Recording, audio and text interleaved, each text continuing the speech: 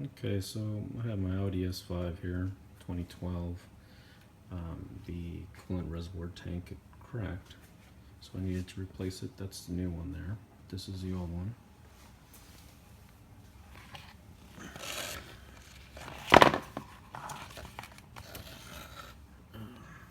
That's where the damage was, and it just kept leaking out slowly, causing the sensor to go off. So I just bought a new one, and I didn't see a video on how to replace it, so I thought I'd put one together here for you guys. Basically, it's very simple. I didn't bother flushing the coolant or anything like that. It was so low in the reservoir that hardly any of it came out when I disconnected the hoses. First thing I want to do is unscrew these two nuts here. After that's unscrewed, then you have this hose. Just take the little metal pin out with a needle nose pliers, and this hose here, you'll be able to lift that up. Then it's seated on a let's see here, a plastic thing like this on the bottom.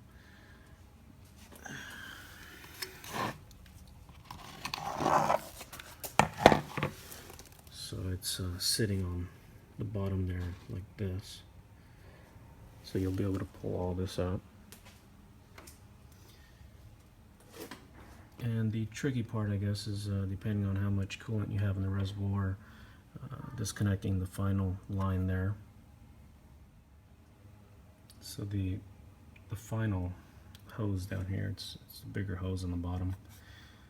It disconnects in a similar way as the top ones up here. You'll pull a pin and just kind of wiggle it out, but you can pull the tank out this way, and the hose you can put around this hose here so that it faces up, and whatever coolant is inside of it will not leak out. So once you have all that out, just replace it with a new one. Install it in the same way. The only thing that I had trouble with was finding the correct one for my car. This is the V8 4.2 2012 S5 engine. The first one that I almost purchased didn't have this line on it. I guess it was for a 2013 model S5.